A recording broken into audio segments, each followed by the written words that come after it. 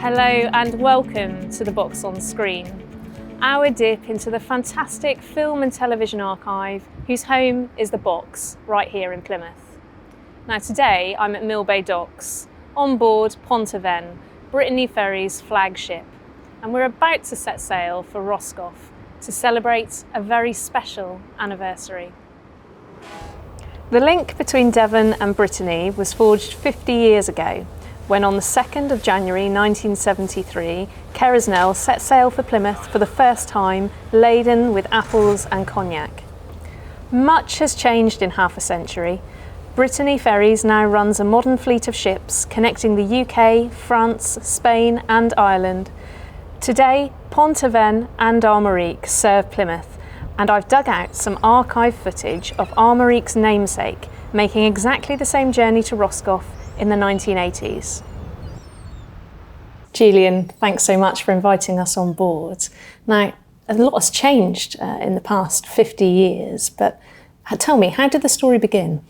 But the history goes back beyond 50 years, back to the 1950s, when Brittany was an impoverished region of France with very poor infrastructure, very poor transport links, and a cooperative of Breton farmers led by Alexis Gouvernet were determined to make a difference. So they set about challenging the powers that be in Paris, and part of which was to develop this deep water port in Roscoff, where we're heading to today.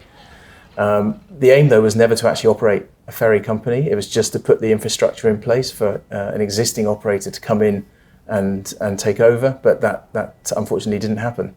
And they had to go about getting a ship to get them started, didn't they? Indeed. They weren't going to give up, so they raised the finance and they chartered a ship, Kerrisnell, which was a converted Israeli tank carrier, and she set sail for Roscoff to Plymouth on the 2nd of January 1973. And so what's the future of ferry travel? Well, we're looking to a brighter, greener horizon. We've got 4 new ships that are joining the fleet, which are fuelled by much cleaner LNG, 2 of which would be also hybrid powered, so giving customers a much more sustainable way of travel. So from humble beginnings, you've come a long way. Yes, certainly, and a lot's changed in 50 years, but reassuringly, the business is still largely owned by that cooperative of Breton farmers. Thank you. Now, one of the first ships in service between Plymouth and Roscoff in those early days was Benedict. This clip from 1984 gives a flavour of the entertainment you could expect to find on board all those years ago, as Television South West presenter Judy Spires discovered. There's some small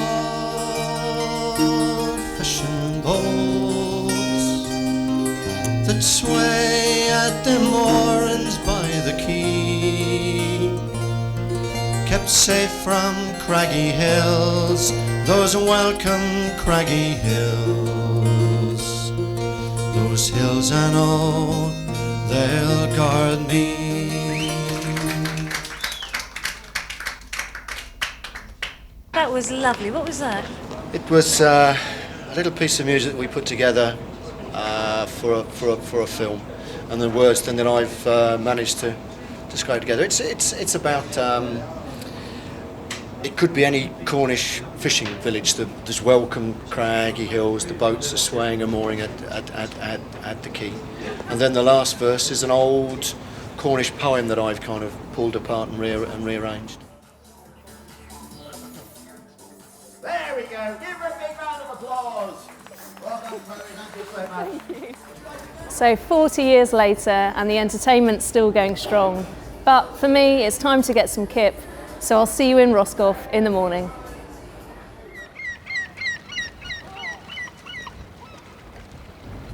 Roscoff is where the Brittany Ferries story began in the early 1970s, and since then many British tourists have started their holidays from here.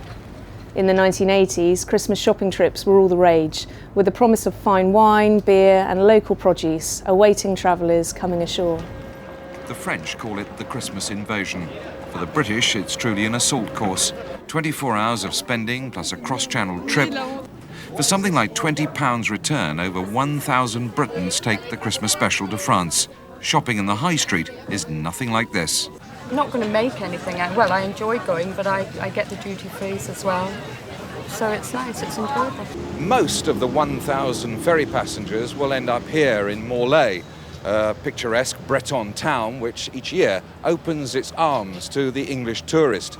Now that's not surprising because it's estimated that within the 24 hours that they're here, each one of those 1,000 people will spend something like £100, and that doesn't do the local economy any harm at all. The beer is one of the cheapest things to buy over here, and wine very, very cheap. The rest of the stuff they can get in England just as cheap. Is it going to be a good trip back? Well, I think it's going to be fun going back this time. Good luck. Thank you. The ship is in port for a few hours before setting sail for the return trip to Plymouth. We're on our way back now, but we have a real treat for you, a part of the ship that passengers don't usually get to see. I'm here on the bridge with Captain Mor Venkoik, who's kindly agreed to take a few moments to chat to us. Captain, what a huge responsibility commanding a ship of this size. Yes, it is definitely a huge responsibility. The ship is 184 meters long, 31 meters wide. We can carry up to 2,400 passengers. And so, it is definitely a big responsibility. And I understand that you've had quite an illustrious career. You've really risen through the ranks. First work for Brittany Ferries on the Quiberon was in 1999 as a cadet, and then I changed to mate and first mate, and now captain for Brittany Ferries in 2015. So you must have seen a lot of changes over that time. But you're celebrating 50 years of crossings this year. What are your predictions perhaps for ferry travel of the future? The next 50 years is a very long time to go. Things are changing every day. We have now changed the fleet. We are renewing the fleet with, for example, LNG ships. The next one will be hybrid with batteries and LNG.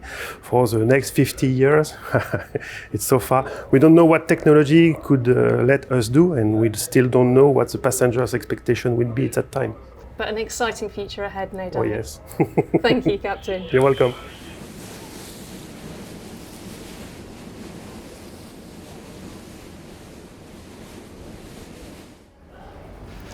Of course, it's not just about British passengers making their way to the continent.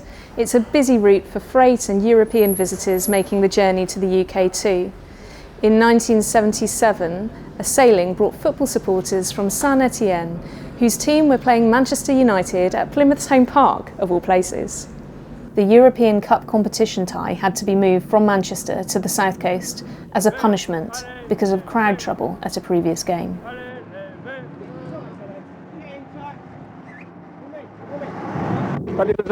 Yes. Yes. Are you happy about your team playing here in Plymouth tonight? Yes, we are. You're not worried about having a game on a ground you've never played on before? What do you say? You're not. Are you worried at all about the fact that you've not been to Plymouth before to play? No, not worried at all. What do you think? What do you think the score is going to be? Winner. We will be the winner. You think you'll win? Yes. Who is going to win tonight? In French, please. Tonight? Yes. 4 for me, 1 for you. 4 for Saint-Etienne, Yes. 1 for Manchester United. 1 for you. 4-1. That's Yes. the score. Yes. You all agree that's the score? 4-1. We shall see tonight. Thank you very much. Thank you. Well, sadly for them, their predictions didn't come true. Manchester United went on to win 2-0 in front of 30,000 fans at home park. We're approaching Plymouth now and getting ready to disembark. So thank you for joining us for The Box on Screen. Don't forget to check out our content on YouTube, or why not visit The Box, where you can discover more from our film archive.